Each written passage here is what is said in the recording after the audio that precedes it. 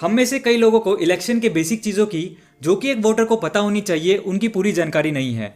आज हम इन्हीं चीज़ों को डिस्कस करेंगे जो कि एक एलिजिबल वोटर को वोट देने से पहले ज़रूर पता होनी चाहिए। जैसे जिस इलेक्शन में हम वोट देने जा रहे हैं उसका प्रोसेस क्या है। इलेक्शन प्रोसेस को जानने से पहले हम बेसिकली समझ लेते हैं गवर्नमेंट ऑफ इंडिया के स्ट्रक्चर के बारे में।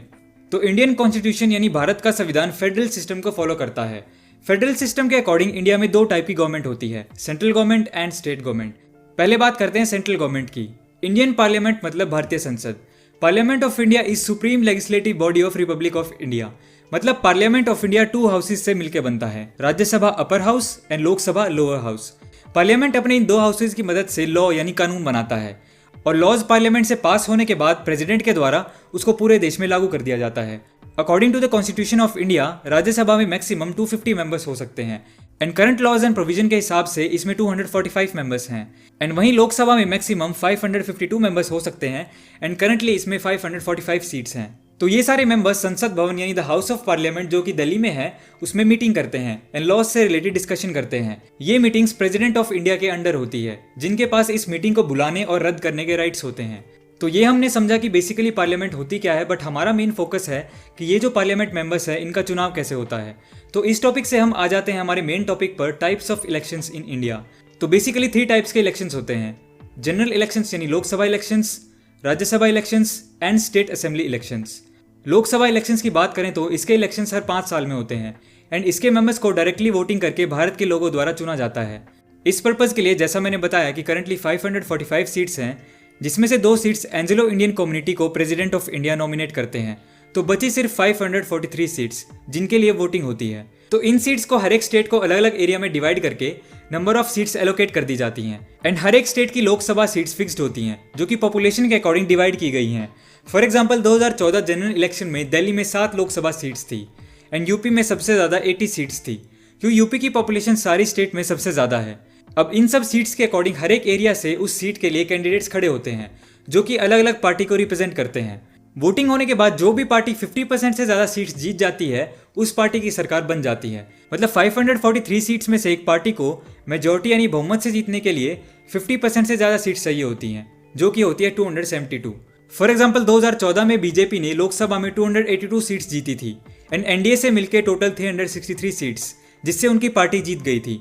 उसके बाद जो विनिंग पार्टी का लीडर होता है वो प्राइम मिनिस्टर अपॉइंट कर दिया जाता है। ये लोकसभा मेंबर्स जो मेजॉरिटी में हैं वो वोटिंग करके प्राइम मिनिस्टर सिलेक्ट करते हैं। आने वाले लोकसभा इलेक्शंस अप्रैल एंड मई 2019 में होंगे। अब बात करते हैं अपर हाउस की यानी राज्यसभा की। राज्यसभा का इलेक्शन सिस्टम लोकसभा से बिल्कुल डिफरेंट होता है, क्योंकि जैसे लोकसभा के मेंबर्स को डायरेक्टली वोटिंग करके इलेक्ट किया जाता है, राज्यसभा के मेंबर्स को इनडायरेक्टली पब्लिक इलेक्ट करती है, जिसमें एमएलएज वोट करके राज्यसभा के मेंबर्स को चूज करते हैं। राज्यसभा में 250 मेंबर्स होते हैं, जिसमें से 238 मेंबर्स को अलग अलग स्टेट्स एंड यूनियन टेरिटरीज के एमएलएज इलेक्ट करते हैं और बाकी 12 मेंबर्स को प्रेसिडेंट ऑफ इंडिया अपॉइंट करते हैं। कंडीशन ये है कि इन 12 लोगों को आर्ट्स, साइंस, लिटरेचर या सोशल सर्विस में स्पेशल नॉलेज एंड एक्सपीरियंस होना चाहिए। For example Sachin Tendulkar and actress Rekha को 2012 में इसके अंडर नॉमिनेट किया गया था। हर एक स्टेट की राज्यसभा सीट्स फिक्स्ड होती हैं। एक स्टेट कितने राज्यसभा मेंबर्स भेज सकती है ये उसकी पॉपुलेशन पे डिपेंड करता है। हर राज्यसभा मेंबर्स 6 साल तक के कार्यकाल में रहता है और इसमें 1/3 सीट्स के इलेक्शन हर 2 साल में होते हैं।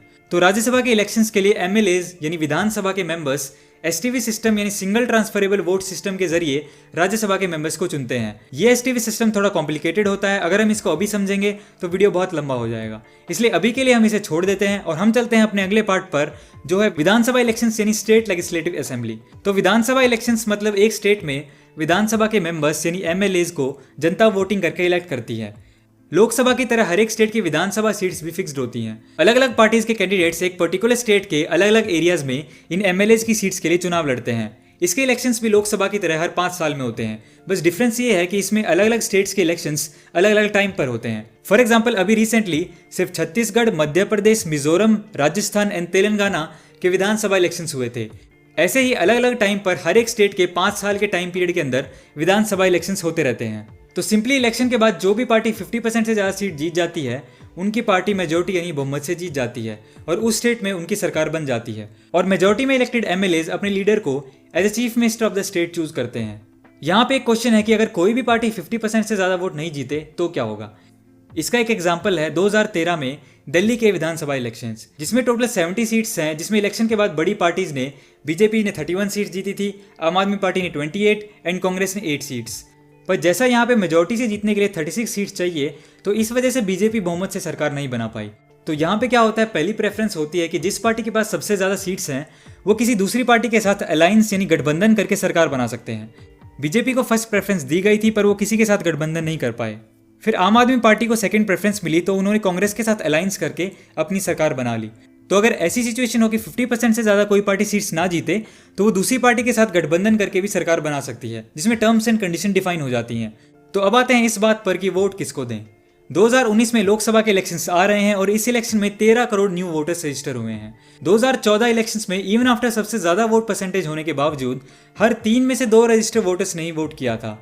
हम सभी लोग अपने देश के लिए कुछ करना चाहते हैं। देश प्रेम ऐसी चीज़ है, अगर मैं कहूँ हर नागरिक में है तो वो गलत नहीं होगा।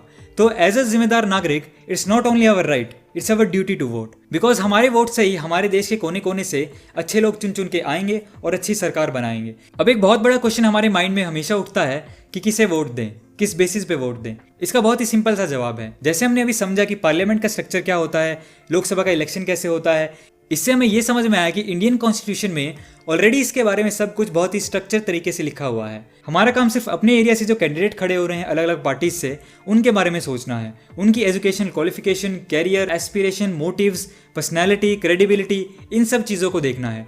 बिकॉज अगर हमें अपने एरिया में काम करवाना है तो अल्टीमेटली हमारे एरिया का एमपी ही उस चीज़ को एड्रेस करेगा और इम्प्लीमेंट करेगा। इसी तरीके से हम अपने अपने एरिया से बेस्ट पर्सन को चुनेंगे तो ऑटोमेटिकली लोकसभा में मोस्टली बेटर लोग पहुंचेंगे और बेस्ट पॉसिबल सरकार बनाएंगे। तो आखिर में वीडियो को एंड करते हुए मैं आपसे प्रॉमिस करता हुआ जाऊंगा कि इस बार लोकसभा के चुनाव में मैं अपनी इंडियन सिटीजन होने की ड्यूटी जरूर निभाऊंगा। वोट देने जरूर जाऊंगा एंड आप भी जरूर जाएंगे। बिकॉज ये सिर्फ हमारा हक ही नहीं, हमारी जिम्मेदारी है कि वोट दें और अपने एरिया से एक अच्छे कैंडिडेट को जिताएं। Because we all want best possible government which will lead to a better India. Video को पूरा देखने के लिए धन्यवाद। और अगर आपको लगता है कि आपके दोस्तों को भी ये वीडियो देखनी चाहिए तो उनके साथ भी इसको जरूर शेयर करें और कमेंट सेक्शन में मुझे अपने व्यूज शेयर करें।